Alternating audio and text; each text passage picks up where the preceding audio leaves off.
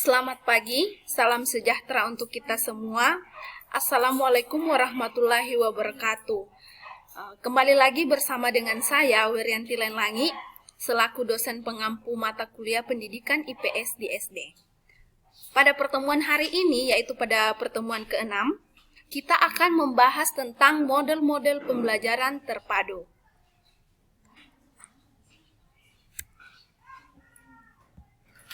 Nah, yang pertama yang akan kita bahas yaitu hakikat model pembelajaran terpadu. Yang pertama, pengertian pembelajaran terpadu.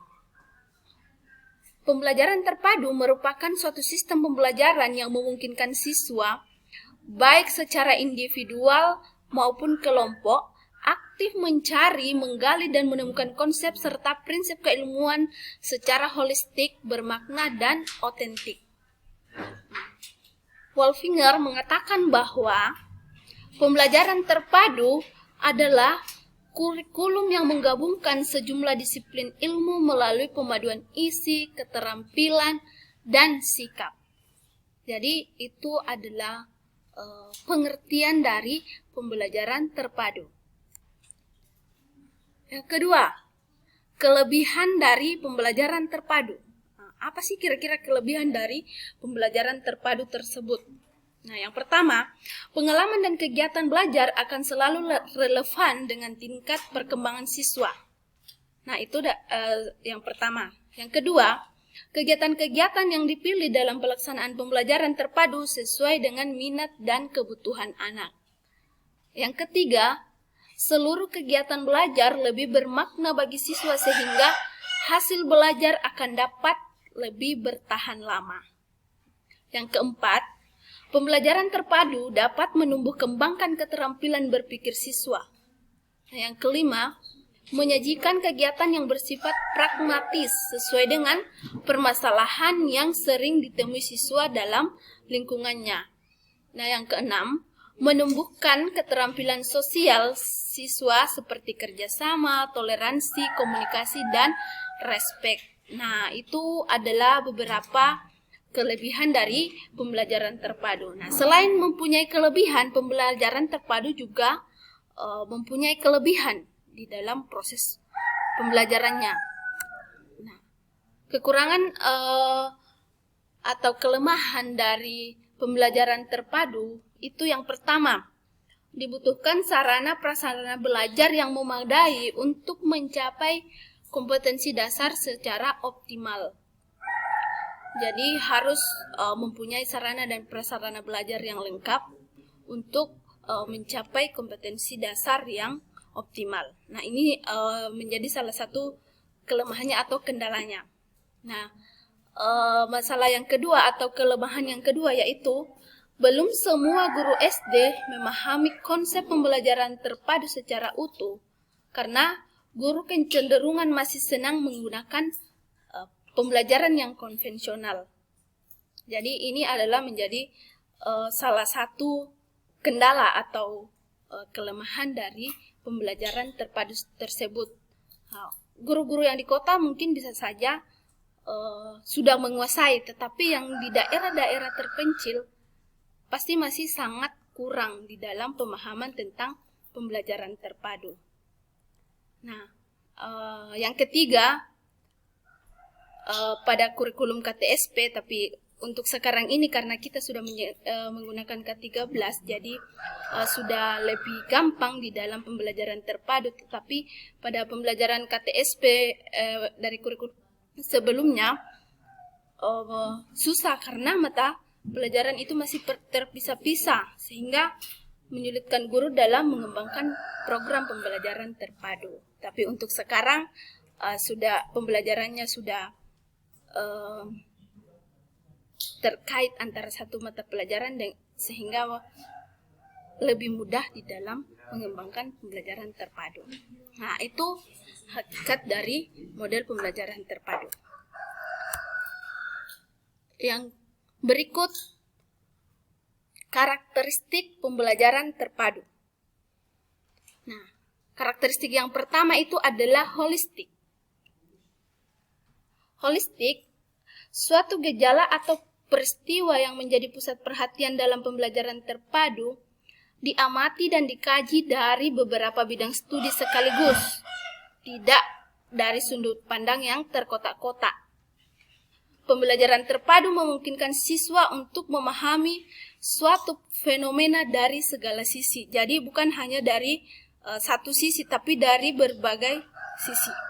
Membuat siswa menjadi lebih arif dan bijak di dalam menyikapi atau menghadapi kejadian yang ada di hadapan mereka. Nah, itu maksud dari holistik. Jadi secara terpadu dan tidak terkotak-kotak antara satu bidang studi dengan bidang studi yang lain.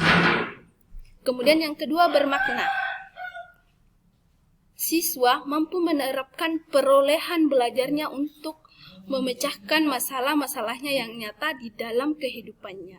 Jadi materi yang kita berikan itu bisa siswa gunakan untuk memecahkan masalah-masalahnya yang ada di dalam kehidupannya. Nah, itu bermakna. Yang ketiga, otentik. Nah, pembelajaran terpadu memungkinkan siswa untuk memahami langsung konsep dan prinsip yang ingin dipelajari. Nah, mengapa dikatakan otentik? Karena yang pertama, mereka memahami dari hasil belajar sendiri, bukan dari arahan guru saja, tetapi dari hasil mereka belajar sendiri. Kemudian yang kedua, dari hasil interaksinya dengan fakta dan peristiwa, bukan hasil pemberitahuan guru. Nah, seperti yang saya katakan tadi. Kemudian yang ketiga, informasi dan pengetahuan yang diperoleh sifatnya lebih otentik. Nah, yang keempat, guru hanya sebagai fasilitator. Artinya guru hanya memfasilitasi siswa di dalam belajar. Nah, yang kelima, siswa sebagai aktor pencari informasi dan pengetahuannya. Nah, seperti di dalam perfilman, artisnya lah sebagai pemain utama atau sebagai aktornya. Seperti pun itu di dalam pembelajaran, bahwa siswa lah yang berperan utama di dalam mencari informasi dan pengetahuan. Nah, itulah maksud dari otentik. Kemudian yang keempat, aktif. Nah, pembelajaran terpadu dikembangkan dengan berdasar kepada pendekatan discovery inquiry. Nah, siswa terlibat aktif dalam perencanaan, pelaksanaan, dan proses evaluasinya. Pembelajaran terpadu pada dasarnya dilaksanakan dengan mempertimbangkan hasrat, minat, dan kemampuan siswanya. Jadi, pembelajaran yang dirancang harus melibatkan siswa secara aktif. Nah, itulah beberapa karakteristik dari pembelajaran terpadu. Nah, di sini juga ada beberapa model-model pembelajaran terpadu. Nah, yang pertama itu fragmented atau model penggalan. Yang kedua, connected atau model keterhubungan. Yang ketiga, nested atau model sarang. Yang keempat, model urutan atau rangkaian. Yang kelima, shared atau model bagian. Kemudian yang keenam, webbed atau model jaring laba-laba. Yang ketujuh, threaded atau model galur. Yang kedelapan, integrated atau model keterpaduan. Yang kesembilan, model immersive atau model celupan. Dan yang kesepuluh, networked atau model jaringan. Oke, mari kita bahas satu persatu dari berbagai macam model pembelajaran terpadu tersebut. Nah, yang pertama, model fragmented atau model penggalan. Nah, model fragmented ini adalah perpaduan yang hanya terbatas pada satu mata pelajaran saja. Misalnya dalam mata pelajaran bahasa Indonesia, materi pelajaran tentang menyimak, berbicara, membaca, dan menulis dapat dipadukan dalam materi pembelajaran keterampilan berbahasa. Nah, itu maksud dari model pembelajaran fragmented. Atau di dalam proses pembelajarannya, butir-butir materi tersebut dilaksanakan secara terpisah-pisah atau berbeda-beda. Nah, kelebihan dari model ini karena adanya kejelasan dan pandangan yang terpisah dalam satu mata pelajaran. Tetapi juga mempunyai kekurangan, yaitu keterhubungan menjadi tidak jelas, lebih sedikit transfer pembelajaran. Oke, untuk membantu memahami model ini adalah gambar ilustrasi dari model pembelajaran fragmented, terpisah-pisah tetapi berada di dalam satu kotak yang sama. Nah, itu yang pertama. Kemudian connected atau model keterhubungan.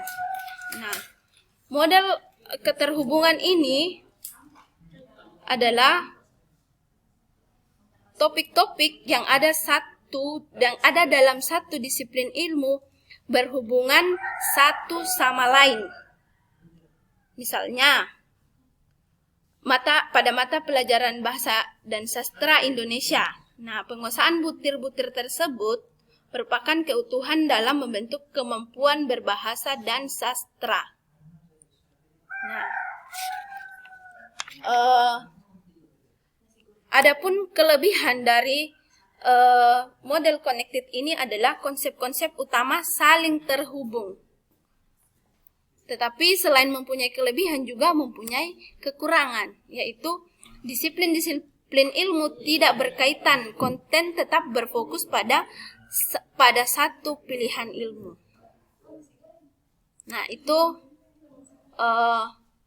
model pembelajaran connected. Kemudian yang ketiga, nested atau model sarang. Model pembelajaran nested merupakan perpaduan dari berbagai bentuk pengusahaan konsep keterampilan melalui sebuah kegiatan pembelajaran atau keterampilan berpikir dan konten skill dicapai dalam satu mata pelajaran. Nah, itu model pembelajaran nested. Kelebihan dari model ini adalah memberi perhatian pada berbagai mata pelajaran dalam waktu bersamaan, memperkaya dan memperluas pembelajaran. Kelemahannya atau kekurangannya yaitu membingungkan keterkaitan antara konsep utama dari suatu kegiatan pelajaran. Nah, itu model pembelajaran nested. Kemudian model pembelajaran terpadu berikutnya yaitu sequenced atau model urutan atau rangkaian. Nah, model pembelajaran sequenced merupakan model pemaduan topik-topik antar mata pelajaran yang berbeda secara paralel atau konsep yang sama diajarkan secara bersamaan walaupun termasuk dalam mata pelajaran yang berbeda. Jadi misalnya IPS dan PKN mempunyai mata pembahasan yang sama, itu bisa diajarkan sekaligus walaupun dalam mata pelajaran yang berbeda.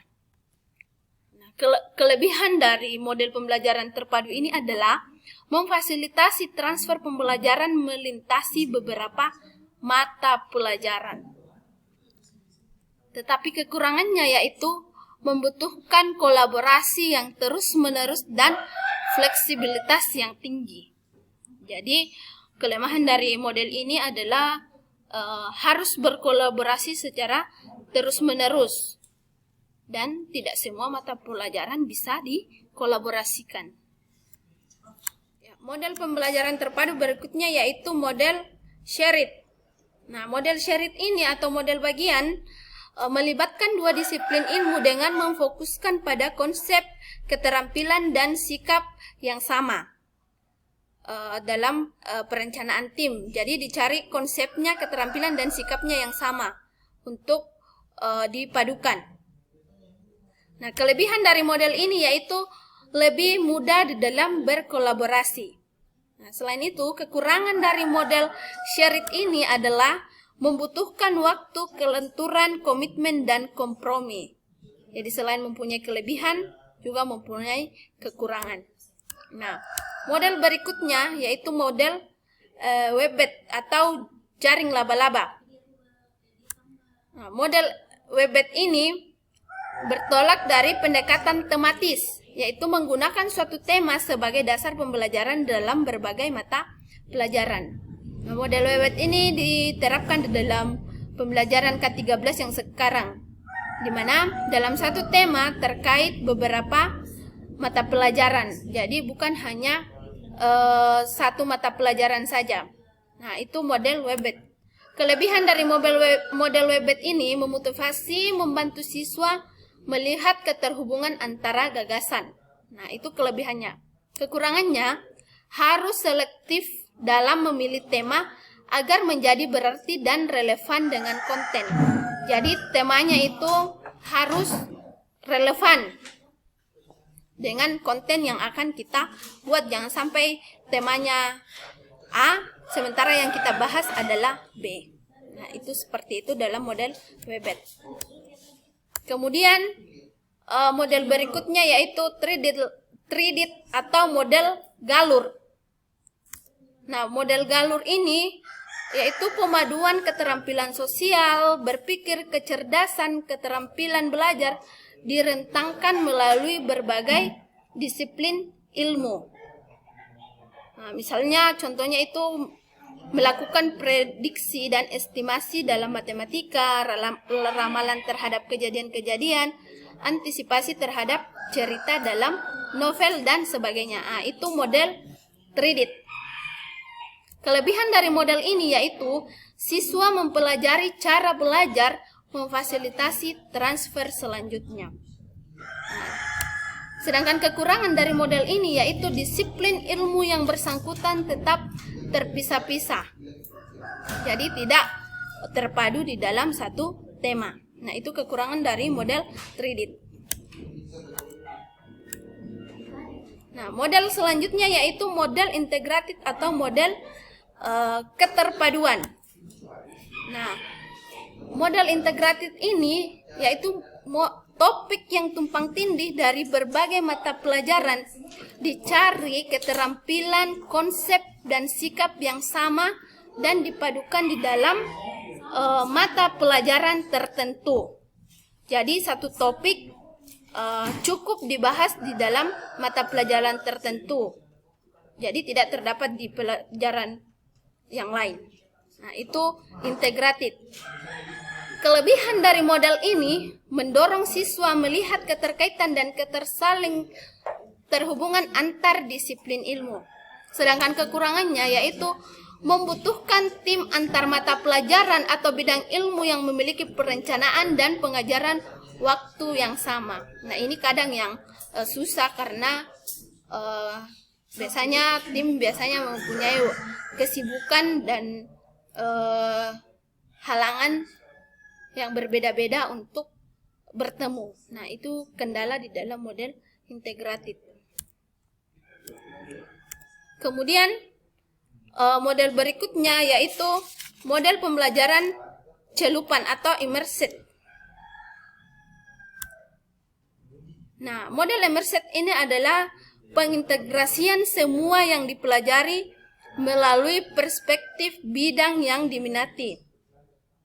Jadi, model pembelajaran imersif dirancang untuk membantu siswa dalam menyaring dan memadukan berbagai pengalaman dan pengetahuan yang dihubungkan dengan medan pemakaiannya. Jadi, sesuai dengan yang diminati oleh siswa. Kelebihan dari model ini yaitu keterpaduan berlangsung di dalam diri siswa itu sendiri, sedangkan kekurangannya yaitu mempersempit fokus belajar siswa. Nah, itulah model pembelajaran imersif atau model pembelajaran celupan. Model terakhir dari model pembelajaran terpadu yaitu model jaringan atau networking. Nah, model networking ini yaitu siswa memadukan topik yang dipelajari dengan jaringan pakar dan sumber daya atau kenyataan. Adapun kelebihan dari model ini yaitu siswa bersifat proaktif. Siswa terstimulasi oleh informasi, keterampilan, atau konsep-konsep baru yang didapatkan. Adapun kekurangannya yaitu dapat memecah perhatian pelajar, upaya-upaya menjadi tidak efektif. Nah, itulah penjelasan dari berbagai model pembelajaran terpadu. Untuk tugasnya, silakan kalian memilih salah satu tema atau salah satu materi pembelajaran khusus IPS, kemudian buat rancangan pembelajarannya menggunakan salah satu model pembelajaran yang telah dipaparkan tadi, dan setelah itu buat video pembelajarannya. Nah, tugasnya itu dikumpulkan pada pertemuan 2 minggu berikutnya. Oke, sekian pertemuan kita pada hari ini. Terima kasih dan salam sehat.